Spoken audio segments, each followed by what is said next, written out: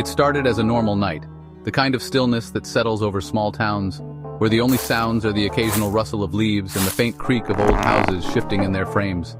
I was alone in my childhood home, surrounded by boxes I hadn't unpacked since I moved back after my father's death. Midnight crept closer, but I wasn't tired. I was lost in thought, staring at a family photo on the mantel when the first knock came. 3 sharp raps, deliberate and steady.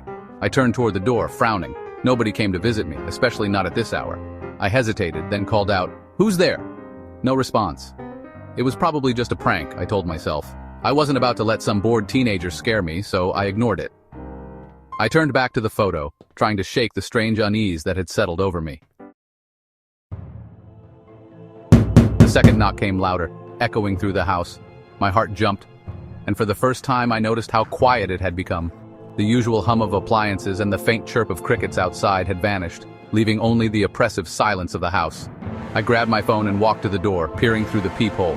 At first, I saw nothing. Then, just as I was about to step away, a shadow flickered across the porch. "I'm not opening this door," I said, my voice shaking. "Go away!" A third knock followed, slow and rhythmic. I clenched my phone, ready to call the police, but when I looked down, the screen was frozen, static flickering across it. That's when I noticed something even more chilling. The locks on the door were turning on their own. I stumbled back, panic rising in my chest. The door creaked open an inch, revealing nothing but darkness on the other side. My stomach twisted as I slammed it shut, locking it again. But the moment I turned around, I heard footsteps behind me. I spun around, expecting to see someone or something, but the room was empty. The footsteps continued, circling me, growing louder and more erratic. "This isn't happening," I whispered, backing into the living room. The lights flickered, and for a brief moment I saw a figure standing in the corner of the room. It was tall, with its head tilted unnaturally to the side, its limbs stretched too long for its body. Its face was blank, featureless, and it seemed to shimmer, like a mirage. "Who are you?" I demanded, my voice cracking. The figure didn't respond. Instead, it raised an arm and pointed toward the door. The knocking resumed, harder now, almost shaking the walls. "Leave me alone!" I screamed, grabbing the closest object, a heavy lamp, and hurling it at the figure. But it vanished, reappearing a moment later closer to the door. Then came the whispering, faint at first but soon growing louder, overlapping voices speaking in a language I didn't understand. They seemed to be coming from all around me, seeping through the walls. I covered my ears, backing away toward the hallway. That's when I saw it, scratches etched into the front door, forming a single word, "Open." I refused to obey, running upstairs instead, locking myself in my old bedroom. The whispers followed, growing louder and more urgent until I couldn't take it anymore. "Why are you doing this?" I shouted. The whispers stopped, replaced by a voice I knew all too well. "Because you called us." I froze. It was my father's voice, clear and unmistakable, coming from the other side of the door. "No," I whispered. "You're not him." "You don't remember, do you?" the voice said, softer now. "You opened the door years ago. You invited us in." My mind reeled. Memories I'd buried began to resurface. Nights spent playing with my father's ritual tools, thinking it was harmless fun. The strange symbols I'd drawn on the walls. The nights he'd warned me never to touch them again. "No," I said louder now, "that wasn't real." The door burst open and the figure stood there again, but this time its blank face began to change. Slowly, features appeared. My father's eyes, his mouth, his weary expression. But it wasn't him. The smile it gave me was too wide, too cruel. "You let us in, and we never left," it said. "You're part of us now." I tried to run, but the walls of the room began to twist and close in on me. My surroundings melted into darkness, and I found myself standing in the hallway again. The front door was wide open, and beyond it was a void, endless and consuming. A figure emerged from the shadows, a woman this time, her face half decayed, her eyes glowing faintly. She looked familiar in a way that made my stomach churn. "What do you want?" I whispered. She smiled, tilting her head. "You already know. It's your turn to answer." "Answer what?" I asked, my voice trembling. Before she could reply, another knock echoed from the open door. Slowly I turned to look, and what I saw made my blood run cold. It was me, standing on the porch, drenched in rain, a desperate look in my eyes. "Please," the other version of me said, her voice trembling. "Let me in." I backed away, shaking my head, but the whispers surged again, louder, drowning out my thoughts. The woman's decayed smile widened as the void consumed the porch, pulling my doppelganger into its depths. When I turned back to the woman, her face had changed. It was my face now, twisted into something monstrous. "You've always been here," she whispered, stepping closer. "And you'll always answer." The last thing I heard was the sound of knocking behind me. 3 slow, deliberate raps. The storm had rolled in quickly that evening, drenching the neighborhood in cold, unrelenting rain. I was alone in my workshop, buried in the back of my property, where I spent late nights restoring old tools and antiques. The comforting scrape of metal on stone filled the air as I sharpened a set of vintage knives I'd picked up at an estate sale. The knives were beautiful, hand-forged steel, their edges dulled by time. As the whetstone did its work, the rhythmic sound of the sharpening process became hypnotic, lulling me into a strange calm despite the storm outside. That calm was shattered by the chime of the wind outside. It wasn't the ordinary clang of the old wind chimes hanging on the porch. It was slower, almost melodic, with a dissonant edge that made the hair on my arms rise. I paused, holding the knife mid-sharpen, and listened. The storm had quieted, but the chime continued, now joined by another sound, the faint rhythmic clink of chains rattling. I stepped outside the workshop, peering into the darkness. My porch light barely illuminated the yard, and beyond that, it was pitch black. The chime sounded again, accompanied by the metallic groan of the wind chimes twisting in the breeze. Then I saw it. A faint glimmer near the edge of the woods, like light catching on steel. My pulse quickened. I wasn't sure why. This was my property, and I was alone. At least I was supposed to be. "Hello?" I called out, my voice swallowed by the rain. No answer. I was about to retreat back into the safety of the workshop when the first knock came. 3 heavy bangs on the workshop door behind me. I spun around so fast I almost slipped on the wet ground. The door stood closed, and the windows were dark. My heart pounded as I stepped closer, gripping the knife in my hand. "Who's there?" The response was a soft, guttural laugh, the kind that didn't belong to anything human. My breath caught as the door creaked open an inch, revealing nothing but the dim interior of the workshop. I stepped inside cautiously, my boots leaving wet prints on the wooden floor. The sharpening tools sat where I had left them, but something was wrong. A trail of dark red droplets led across the floor, glistening under the flickering workshop light. Blood. The droplets formed a path toward the far corner of the room, where an old mirror leaned against the wall, partially covered by a sheet. The mirror had been there when I bought the house, and I'd never had the nerve to get rid of it. "Okay, whoever this is," I said, my voice trembling. "I'm armed. Don't test me." I edged closer, the knife steady in my hand. The blood trail ended at the mirror, pooling at its base. My reflection stared back at me, pale and wide-eyed, but as I moved, the reflection didn't follow. Instead, it smiled. I stumbled back, nearly dropping the knife. The smile on my reflection's face widened unnaturally, splitting its face open like a grotesque wound. I turned to run, but the sound of chains rattling stopped me in my tracks. The air grew colder, and the lights flickered violently.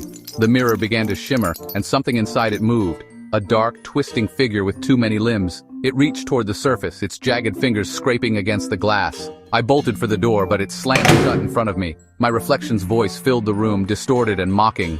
"You shouldn't have answered." I didn't answer anything, I screamed.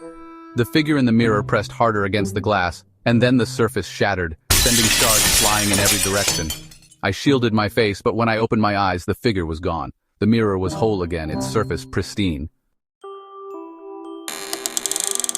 The workshop door creaked open slowly, and I turned to see a trail of water droplets leading outside. Trembling, I followed it, knife still in hand. The trail led to the woods, where the trees swayed in the storm's dying wind. At the edge of the woods, the wind chimes clanged again, but this time they sounded like bells tolling in a funeral procession. Then, from somewhere deep within the trees, came the unmistakable sound of footsteps. I backed away, but the moment I did, I felt something wet drip onto my hand. I looked down to see crimson droplets staining my skin, falling from above. I tilted my head up.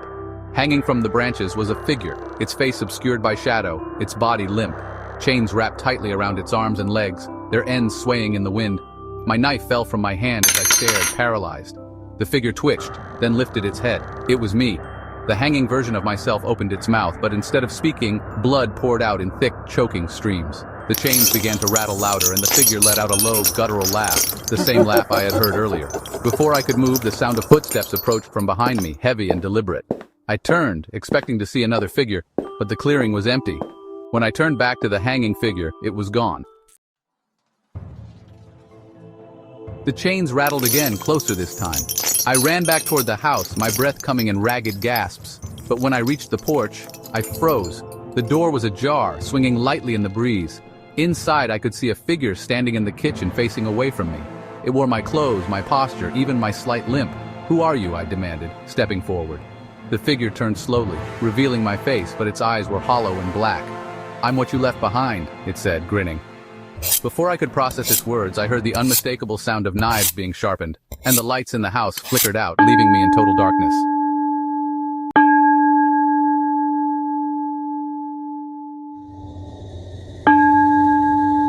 The Midnight Encounter.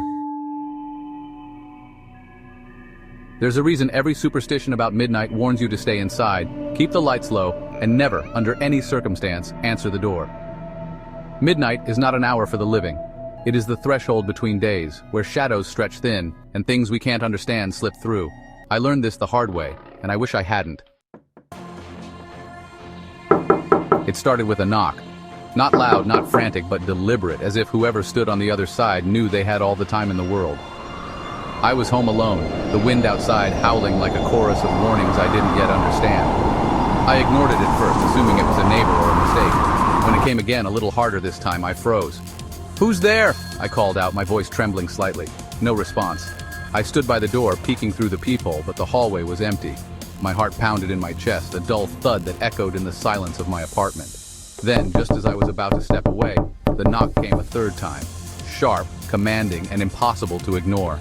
I reached for the lock, reasoning with myself that maybe it was a neighbor in trouble. When I opened the door, there was no one, just the empty corridor stretching out in both directions. As I shut the door, a chill crept through the room. I swore I had locked it, but now the bolt refused to catch. The door wouldn't close properly. That's when I heard the whispers, faint at first, like wind through a crack, but growing louder, overlapping voices speaking in tones that were not meant for human ears. I stumbled back, locking myself in the bedroom, but even there, the voices seeped through the walls. The next time the knock came, it was my brother's voice on the other side. "Abby, open the door," he said, calm and familiar, the same tone he'd used every time he visited unannounced. My heart leaped at the thought of safety, and I rushed to open it, only to remember with a sinking dread that my brother had died 3 years ago. The second reason you should never answer the door at midnight is because not everything that knocks is human. When I looked through the peephole again, I saw my brother's face. His expression was blank, his eyes dull and glassy, but it was him, or it looked like him. "Let me in," he said, his voice like a recording played too slow, words warping and twisting as he spoke. I backed away from the door, shaking my head. "You're not real," I whispered. His face contorted into something grotesque, something with too many teeth and too wide a grin. "You invited me once. Don't you remember?" The thing hissed, and the door rattled violently as though it would burst from its hinges. The third reason is that sometimes you don't hear a knock at all. Sometimes the door simply opens, no matter how many locks you've bolted. It opened for me that night. I stood paralyzed as the door creaked wide, revealing nothing but darkness on the other side. Then, from the shadows, a figure emerged, tall, gaunt, and wrong in ways I can't describe. It didn't walk. It floated, dragging chains that clattered against the floor. I ran, slamming the bedroom door behind me, but the walls seemed alive with movement, groaning under the weight of something unseen. My phone was dead, the screen stuck on a strange static that buzzed like it was alive. Outside the bedroom, footsteps echoed, slow and deliberate.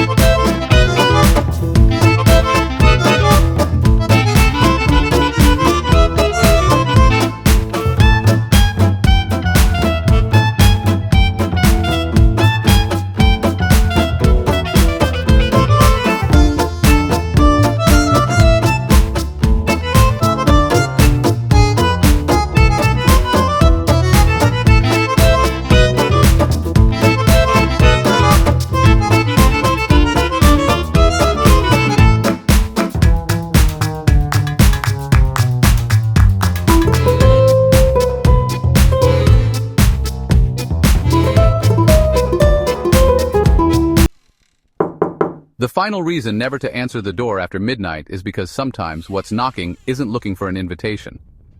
Sometimes, it's already inside, and the knocking is just a warning, one you were never meant to ignore. Even now, as I write this, I hear the faint sound of footsteps in the hallway. They stop outside my door, and the knocking begins again.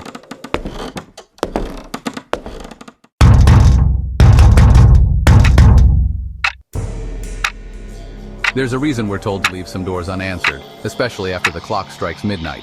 Not all visitors are human, and not all intentions are benign. I learned that lesson when I was 24, renting a crumbling house on the edge of town. It wasn't ideal, but the rent was cheap, and I was desperate. I didn't believe in ghosts or curses back then, but belief doesn't matter when the thing knocking at your door doesn't care if you believe. The night it happened was cold and unnaturally quiet. The kind of silence that makes you feel like you're being watched. I was curled up on the couch, halfway through a horror movie I wasn't really paying attention to, when the first knock came. It was soft, almost apologetic, and I assumed it was my neighbor, old Mr. Grayson. "Hold on!" I called, throwing a blanket off my lap and shuffling to the door. I didn't even check the peephole. When I opened it, there was no one there. I frowned, peering into the darkness. The porch light flickered weakly, casting just enough light to show that the driveway and yard were empty. I stepped outside, the chill biting at my skin. That's when I heard it, a faint whisper, low and breathy, coming from somewhere to my left. "Hello?" I called out, my voice shaky. No answer. I hurried back inside and locked the door, brushing off the unease creeping up my spine. Probably just the wind, I told myself. But deep down, I knew better. The second knock was louder. It came about 20 minutes later, just as I was beginning to doze off.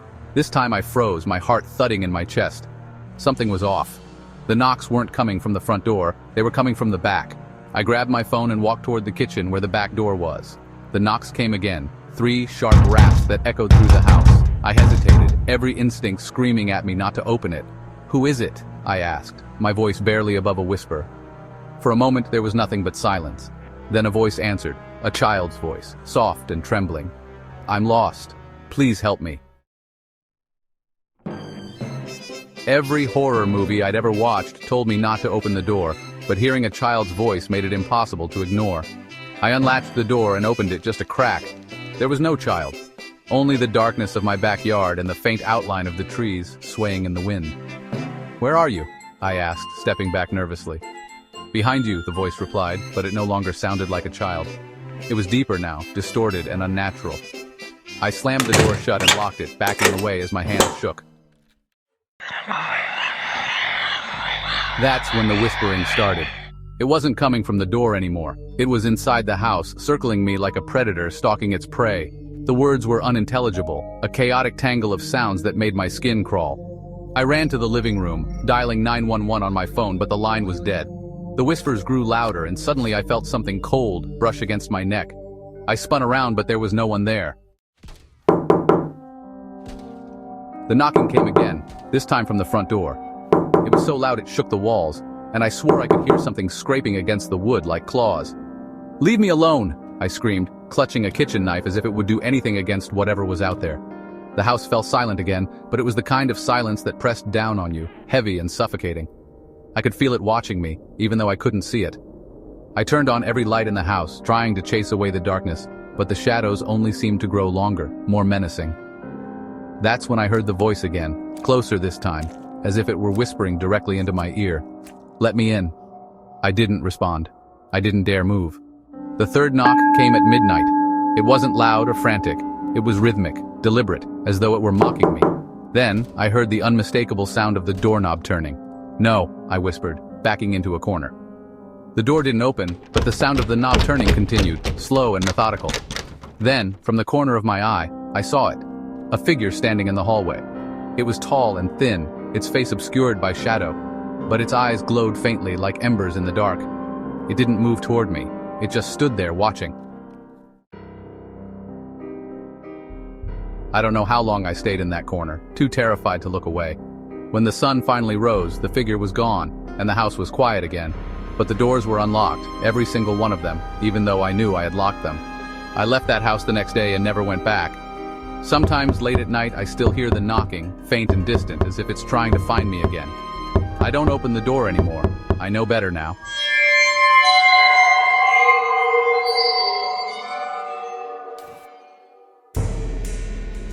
Everyone in Hollow Creek knew the old saying, never answer a knock after midnight, or it might not be the living who greets you. It was the kind of warning people laughed off during the day and whispered about after dark. I thought it was just a quaint superstition, something the town elders said to keep kids from sneaking out at night. That changed on the night I opened the door. It was just past midnight when the knock came, soft but insistent. I was alone in my family's old farmhouse, a creaking relic I had inherited after my mother passed away. The place always felt too big for one person, but I had nowhere else to go. That night, the wind outside was fierce, slamming tree branches against the windows and howling through the cracks in the walls. I paused the true crime podcast I was listening to and sat up straight. The knock came again, louder this time, echoing through the house. "Who's there?" I called out, my voice breaking the heavy silence. No answer. Something about the sound unsettled me. It wasn't just a knock, it had a strange rhythm to it, like whoever or whatever was on the other side wasn't in a hurry. I grabbed a flashlight and headed to the door, keeping my steps as quiet as possible. When I peered through the peephole, I saw nothing but the faint glow of my porch light cutting through the dark. "Hello?" I called, louder this time. Still no answer. My hand hovered over the lock, but I hesitated. My mother's voice rang in my memory. "Never answer the door after midnight, no matter what you hear." I was about to walk away when the knock came a third time, harder now, almost shaking the door in its frame. Against my better judgment, I unlocked it and opened it a crack. There was a woman standing there, soaked from the rain. Her hair hung in clumps over her face, and her clothes were torn and filthy. "Please," she whispered, her voice raw. "I need help. Something's following me." She looked terrified, glancing over her shoulder every few seconds as if expecting something to leap out of the darkness. Her desperation was palpable, but something about her didn't feel right. You need help?" I stammered, keeping the door half closed. "Please," she begged. "It's out there. If you don't let me in, it'll get me." I hesitated. The storm outside was relentless, but something in my gut told me not to let her in. Her voice, while panicked, had an odd cadence to it, as if she were struggling to mimic fear. "I'll call the police for you," I said, taking a step back. Her head snapped up and she stared at me with wide, glassy eyes. "No police. Just let me in. You don't understand. It's too late if I stay out here." A flash of lightning illuminated the yard, and for a split second, I saw something behind her. It was tall, impossibly tall, with limbs that bent at unnatural angles. It had no face, only a blank, pale surface where one should have been. I slammed the door shut and locked it, my heart racing. From the other side, I heard the woman pounding on the wood, her screams rising in pitch. "Don't leave me out here, please!" she wailed. But her voice was changing, distorting. By the time she spoke again, it was deeper, guttural, no longer human. I stumbled backward, clutching the flashlight as if it could protect me. The pounding stopped abruptly, and the house fell silent except for the wind outside. I was too scared to move, but then I heard footsteps upstairs, slow, deliberate, and impossibly loud. They shouldn't have been there. No one else was in the house. I crept toward the staircase, my breath hitching with every step.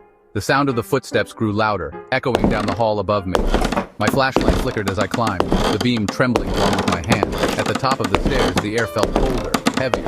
The hallway stretched out before me, lined with closed doors. One of them creaked open on its own, revealing a dark room I hadn't entered in months. It was my mother's old sewing room. "Who's there?" I whispered, my voice barely audible. The footsteps stopped. The silence was deafening. Then, from the darkness of the sewing room, a voice spoke, low and rasping. "You should have listened to her." I froze. "Listen to who?" "Your mother," the voice said, and the figure stepped into the light. My flashlight flickered again, but I could see enough. It was her, my mother, or something wearing her face. Her skin was pale and waxy, her eyes sunken and lifeless. She smiled, revealing teeth that were too sharp, too long. "No," I choked out. "You're not her, she's dead." "Am I?" it said, tilting its head. "Or did you bring me back when you opened the door?" The thing lunged toward me and I stumbled back, falling against the wall. My flashlight clattered to the floor, its beam spinning wildly. That's when I noticed the scratches on the walls, deep, jagged marks that hadn't been there before. They spelled out one word: run. Before I could process it, the house shook violently, and a knock came from the front door again. "Don't answer," the thing wearing my mother's face hissed, grinning as its body contorted into a grotesque shape. "It's here for you now." The knocking grew louder, and I knew with bone-deep certainty that whatever was on the other side wasn't going to leave this time. And then the door opened on its own.